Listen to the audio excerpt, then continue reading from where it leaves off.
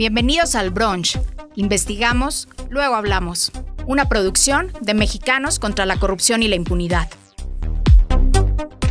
¿No tuviste tiempo de leer las noticias más importantes sobre corrupción e impunidad? No te preocupes. En este podcast te contamos en pocos minutos todo lo que debes saber para mantenerte en la conversación y estar bien informado. Soy Marina Gómez Robledo, investigadora de Mexicanos contra la Corrupción, y en este nuevo episodio empezaremos con un tema que ha estado sonando mucho últimamente, el de la gentrificación, y hoy trataremos de entender de dónde viene este término y qué significa. Después nos meteremos de lleno a otro caso de impunidad en el que está involucrado el exsecretario de Gobernación y actual senador Adán Augusto, para seguir con los descaros de nuestro gobierno que presume alianzas con empresas involucradas en conflictos de interés. Aprovecharemos para analizar las opciones que tiene Sheinbaum en términos de estrategia política para conducir a nuestro país. Hablaremos de la reforma electoral que ya fue anunciada por nuestra presidenta y terminaremos con un caso de éxito de lo que se puede lograr cuando las comunidades se unen.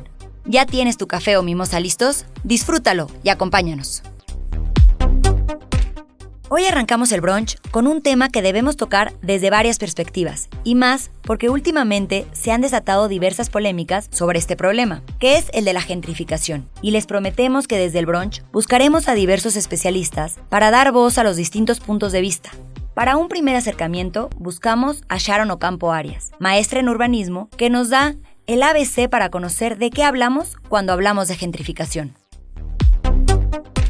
La gentrificación es una de esas palabras que se ha popularizado en los últimos años para tratar de describir distintos fenómenos urbanos, e incluso colectivos se han apropiado del término como bandera de resistencia y uso político para exigir la garantía del derecho a la ciudad, con consignas como alto a la gentrificación. En Ciudad de México, con la movilización colectiva del 4 de julio en colonias como Condesa, Hipódromo y Roma, se ha expuesto que la gentrificación es un problema urbano, de clase que genera despojo, segregación, desplazamiento, falta de acceso a la vivienda e incluso se ve como una nueva forma de colonialismo. Averigüemos a fondo qué es la gentrificación y por qué es un fenómeno sumamente complejo. La gentrificación es un fenómeno que se nombra en un principio en las ciudades del norte global. El término fue acuñado en el 64 por la socióloga británica Ruth Glass para describir cómo los barrios céntricos en Londres, donde habitaban usualmente obreros, comenzaron a transformarse a partir de su renovación con la llegada de nuevos habitantes pertenecientes a la clase media y alta. La gentrificación implica que justo los barrios tengan un cambio de imagen, infraestructura y equipamiento urbano, que deriva en aumentos del precio del suelo, que posteriormente puede llevar al desplazamiento de los originarios y o antiguos residentes. Al traducir este término al español, podemos concebirlo como elitización o aburguesamiento. Justo la gentrificación termina por generar un recambio social en un territorio. Esto trae transformaciones urbanas, económicas, de imagen, comerciales, culturales, entre otras. Pero ¿cómo sucede la gentrificación? Desde los estudios de esta, se considera que el fenómeno sucede por cuestiones económicas, culturales e institucionales. La gentrificación por cuestiones económicas se debe a que la ciudad y todo lo que en ella está presente se ve como una mercancía, como el suelo, el cual en una lógica de mercado es un bien del cual se puede obtener una ganancia. Por ejemplo, al construir vivienda, de tal manera que esta pasa a ser una mercancía, un activo del cual se puede especular para invertir, más que un bien de uso, donde su función es habitar y ser un resguardo. En este caso, entran desarrolladores y especuladores inmobiliarios a través de la financiarización de la ciudad. Pero si vemos la gentrificación desde la cuestión cultural, se parte de la idea de que un determinado sector de la población, considerado como clase media y alta, busca un diferenciador de su identidad, con el fin de crear una identidad residencial asociada al consumo de servicios artísticos acumulados en los centros urbanos. Esta forma de consumo cultural se vincula con los cambios de los sectores productivos, ya que derivado de la desindustrialización de las economías, se dio paso a economías mucho más terciarizadas, que tienen un efecto en los cambios de empleo y consumo. Por eso el aumento del nomadismo digital y del turismo. En las últimas décadas, las instituciones del Estado, a través de distintas políticas de ordenamiento territorial, turismo, vivienda, infraestructura y equipamiento urbano, también han sido partícipes del fenómeno de gentrificación, donde se gestiona, dirige y administra la ciudad como una mercancía, dando pie a lo que David Harvey llama empresarialismo urbano. Esta gestión del urbano se caracteriza por tres aspectos. 1. Proyectos que favorecen selectivamente ciertos territorios de la ciudad, dejando de lado en general la mejora de la calidad de vida. 2. Creación de incentivos, facilidades administrativas administrativas, instancias de promoción de la ciudad o transformación de normativa para la atracción de inversiones o su financiarización a través de alianzas público-privadas. Y 3. Desarrollo de proyectos especulativos donde el sector público asume riesgos de inversión. El urbanismo empresarial tiene como objetivo principal la creación de una imagen de ciudad exitosa, innovadora, competitiva y creativa, convirtiendo a la ciudad en un centro atractivo para la inversión y el consumo. Lo anterior ha pasado en la Ciudad de México y en muchas otras ciudades del sur global, donde el fenómeno de gentrificación se exacerba por la desigualdad, falta de empleos con salarios dignos y formales, carencia de oportunidades de acceso a la vivienda, expansión de una periferia con infraestructura y equipamiento urbano de baja calidad, centralización de empleos y actividades económicas, entre otras. Además, por si fuera poco, el fenómeno de la gentrificación, como menciona Loretales, se ha extendido e imbricado con otros fenómenos, como el turismo, alquileres de corta estancia, financiarización, privatizaciones del espacio público, corrupción, y todo ello en un contexto de globalización. Por ejemplo, el fenómeno de la gentrificación en Ciudad de México está vinculado con el urbanismo empresarial y relacionado con corrupción. De acuerdo con especialistas como el maestro Enrique Soto Alba, en Ciudad de México la gentrificación en buena medida se ha dado porque las autoridades centrales otorgan los cambios de uso de suelo y normatividad que favorece a ciertos intereses inmobiliarios, dando pie a la especulación del suelo urbano. Así que cuando piensas en gentrificación, considera que es un fenómeno que nace en las ciudades, que se imbrica con muchos otros fenómenos y procesos económicos, sociales, políticos y culturales, que genera distintos procesos como el cambio de imagen del barrio, el aumento de los precios de vivienda y comercios, la segregación, conflictos entre quienes se quedan y llegan, así como la expulsión de residentes originarios. Además, que en buena medida sucede por la acción o inacción de las autoridades de gobierno, generando así un complejo problema social. Y donde a mayor desigualdad persista en un territorio, el efecto del fenómeno de la gentrificación se intensificará. Pero bueno, ¿qué se puede hacer para minorar los efectos de este fenómeno?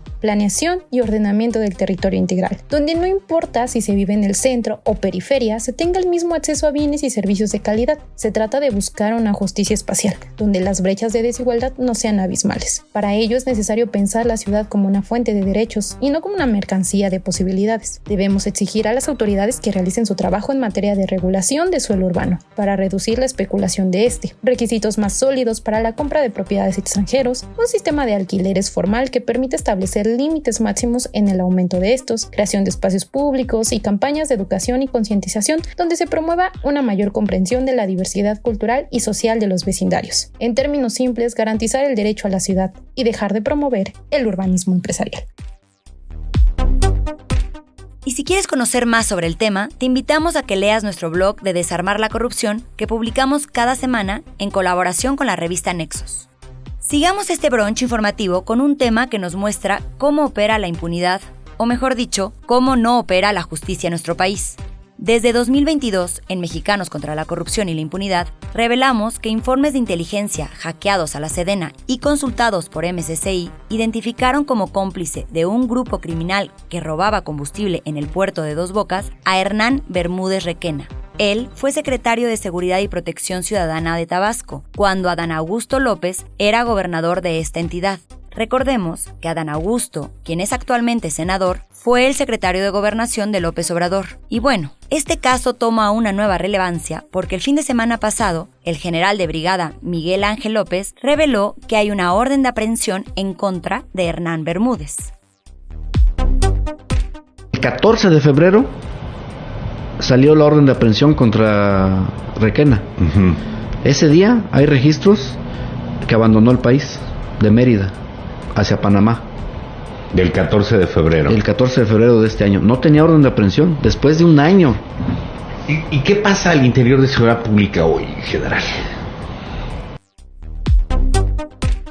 Aquí no termina esta trama, porque Mexicanos contra la Corrupción pudo documentar que desde 2021 la Sedena investigaba a este personaje. ¿Por qué no se había hecho justicia? Iván Alamillo, periodista de MSCI, nos cuenta todos los detalles. Hernán Bermúdez Requena es el Genaro García Luna de la Cuarta Transformación. Esta semana, en Mexicanos contra la Corrupción y la Impunidad, dimos a conocer que informes de inteligencia militar ubican desde el 2019 al exsecretario de Seguridad Pública de Tabasco, Hernán Bermúdez Requena, como cómplice de un grupo criminal que robaba combustible en el puerto de Dos Bocas. ¿Cómo sabemos esto? Porque estos informes internos forman parte de los millones de documentos que salieron a la luz en 2022, luego de que el colectivo Guacamaya hackeara los sistemas del ejército mexicano. En ellos Hay reportes e incluso organigramas que señalan a Hernán Bermúdez Requena como uno de los líderes de la organización criminal conocida como La Barredora, la cual es una célula del Cártel Jalisco Nueva Generación que opera en múltiples municipios de Tabasco y que se dedica al robo de hidrocarburos, mejor conocido como huachicol. Bermúdez Requena fue designado en 2019 por el entonces gobernador Adán Augusto López como titular de la Secretaría de Seguridad Estatal. Desde ese año existían reportes de inteligencia del ejército mexicano que lo vinculaban con La Barredora. En 2021, informes militares detallaron los planes de este grupo delictivo para extraer cerca de 38 millones de litros de un barco que llegaría cargado de combustible al puerto de Dos Bocas, cerca de los terrenos donde en esos momentos se construía la actual refinería. Pese a la extensa investigación interna que llevaban los órganos de inteligencia del ejército sobre Bermúdez Requena, él se mantuvo al frente de la Secretaría de Seguridad de Tabasco hasta enero de 2024, cuando Carlos Merino era gobernador interino y Adán Augusto López despachaba ya en la Secretaría de Gobernación. La pregunta es, ¿el ejército mexicano compartió estos reportes con el entonces gobernador Adán Augusto López y con su sucesor Carlos Merino? Y si sí lo hicieron, ¿por qué Bermúdez Requena se mantuvo hasta enero de 2024 al frente de la Secretaría de Seguridad de Tabasco? Esperemos que esta orden de aprehensión tenga final feliz para la justicia, porque sinceramente parece increíble que Adán Augusto, siendo gobernador y luego secretario de Gobernación, no supiera que su mano derecha era investigado. Por su parte, la presidenta Claudia Sheinbaum aseguró que se investigará a los funcionarios involucrados en las redes de huachicol que operan en México sin importar el rango. Pero que sepan que no vamos a proteger a nadie, eso sí. O sea, la investigación es a todos los niveles. Pero también dijo que descarta que hubiera investigaciones contra Adán Augusto. La Fiscalía, en todo caso, con las investigaciones tendría que ver si hay algo que demuestre que hubo algo relacionado con Adán Augusto. Hay que ver cómo pasó esto. Y por eso quiero que el Gabinete de Seguridad dé toda la información de cómo es y a partir de cuándo viene este conocimiento de esta persona. Veremos hasta dónde llega la justicia de nuestro país, que muchas veces se ha caracterizado por ser una justicia, entre comillas, cínica. Y hablando de cinismo, ¿recuerdan ustedes la Casa Gris? Sí, esa en la que habitó José Ramón López Beltrán, la misma que era de un alto directivo de Baker Hughes, empresa que tan solo en los primeros 4 meses en que vivió el hijo mayor del expresidente López Obrador, ganó 27 contratos de Pemex por más de 150 millones de pesos. Y aunque en ese entonces, tanto el mandatario como el hijo, como la empresa, negaron conflicto de interés, José Ramón, ya grande, de 40 años, casado, vivía en una residencia en Houston, ¿no? Queriendo equiparar, como diciendo, son iguales, es lo mismo, ¿dónde está la austeridad?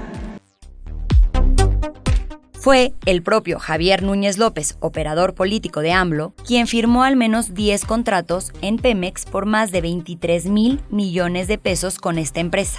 Pues pese a todas estas polémicas, la presidenta Claudia Sheinbaum recibió esta semana a Lorenzo Simonelli, presidente y director ejecutivo de nada menos que Baker Hughes. Para entender esto, Verónica Ayala, periodista de Mexicanos contra la Corrupción, nos cuenta todo lo que debemos saber de esta conveniente y descarada alianza.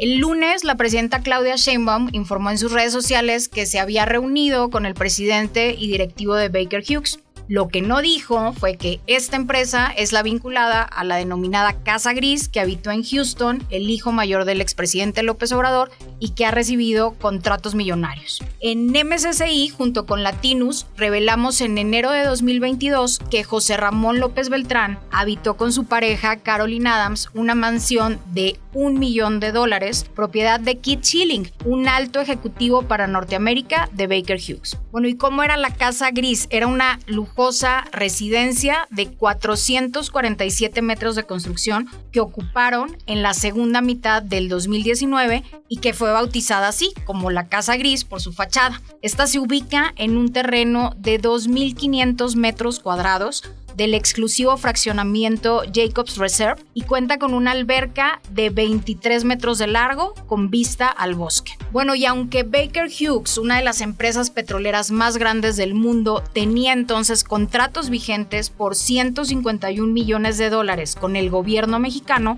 tanto la compañía como Pemex negaron que existiera un conflicto de interés, al alegar que el dueño de la casa no había intervenido en las negociaciones de los contratos. Sin embargo, contratos de Pemex Procurement International, que es la filial de Pemex para compras en el extranjero, con sede en Houston, obtenidos por MSCI vía transparencia, desmintieron su argumento. Baker Hughes había recibido 27 contratos en los meses de López Beltrán y Adams en la Casa Gris. Y en febrero de 2024, MSCI publicó que en solo un periodo de 10 meses, Pemex otorgó 5 contratos por más de 23 mil millones de pesos a Baker Hughes.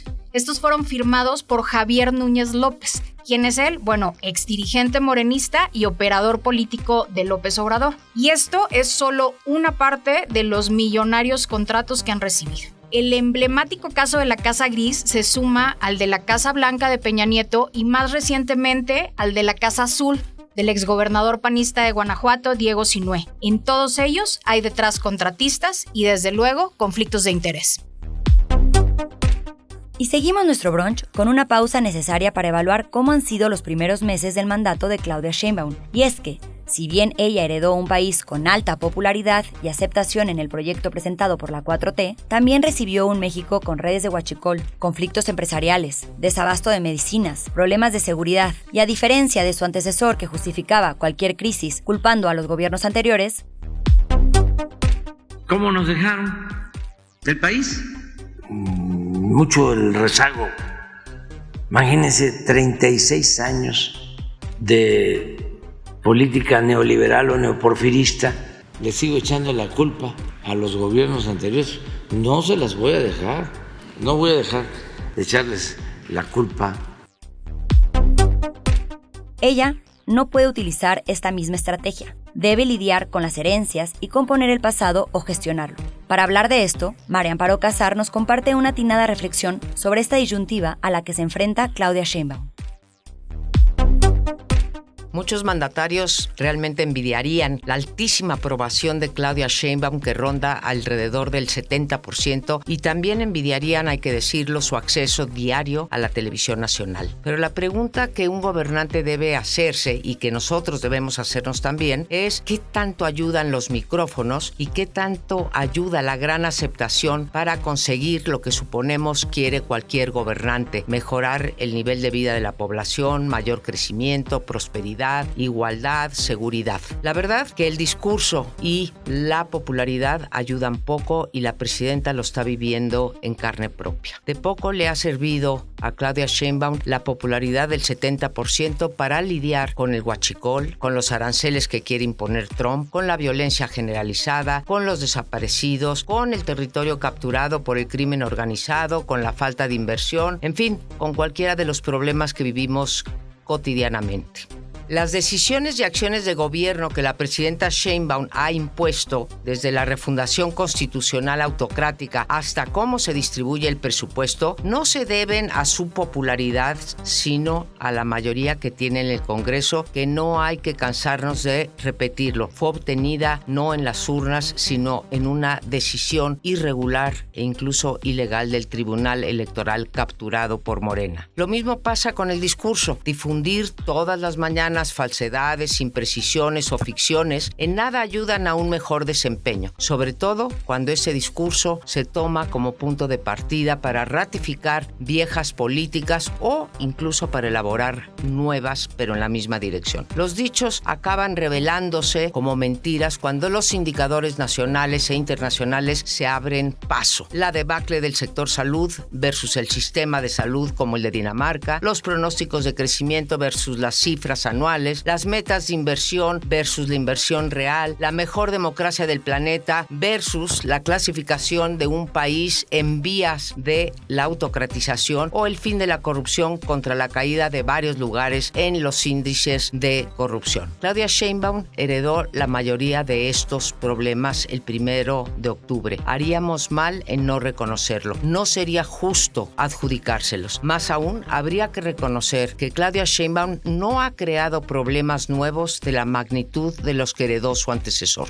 ¿De qué es responsable entonces la presidenta? Lo primero, de repetir un discurso ya viejo, ya gastado, con cada una de sus falacias. Hacerlo le impide llevar a cabo los cambios necesarios. La política, recordémoslo, es canija. Todos los presidentes anteriores han tenido que lidiar con el país que les deja su antecesor, aun si son del mismo partido. Las herencias hay que componerlas o hay que gestionarlas, o las dos cosas. Lo que no se puede es escapar al pasado ni pasar los días recordando y defendiéndolo. Persistir en los errores no es precisamente la mejor opción. A veces hay que romper con ese pasado. Sheinbaum ya lo ha hecho, ya lo ha experimentado al abandonar una de las peores políticas del obradorato, los abrazos y no balazos. Se le ha aplaudido esa ruptura. Ha demostrado que tiene con qué operar un cambio si ella quiere hacerlo. A alguien le escuché algún día que el pasado no se puede borrar ni se puede editar, pero sí se puede superar. Un buen gobernante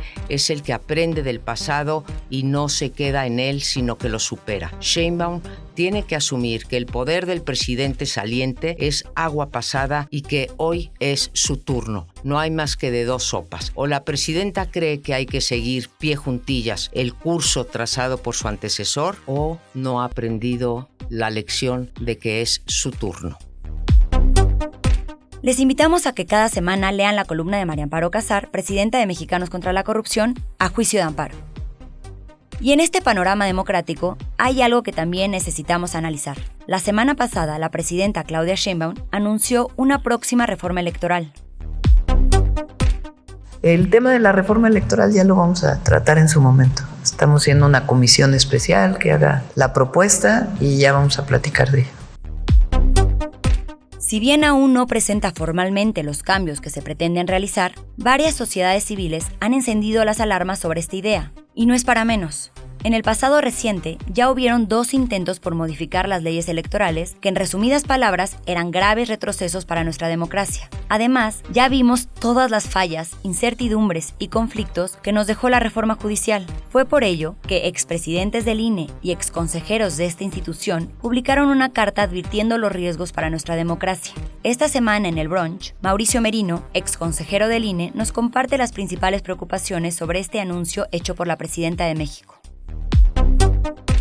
El Instituto de Estudios para la Transición Democrática ha publicado un comunicado que no puede ser más pertinente y más oportuno. Se refiere a este comunicado firmado por un número muy importante de personas que integramos ese instituto, entre las cuales hay expresidentes del entonces CIFE y del INE, exconsejeras, exconsejeros electorales y una larga lista de personas militantes, siempre militantes por la democracia y siempre militantes contra el autoritarismo en cualquiera de sus modalidades desde hace 35 años. En ese comunicado, el YTD, por sus siglas YTD, ha insistido en que no podemos dejar pasar, al menos sin debatir y sin advertir las consecuencias, la reforma electoral que está por aprobarse por instrucciones de la presidenta Claudia Sheinbaum, siguiendo el canon del presidente López Obrador.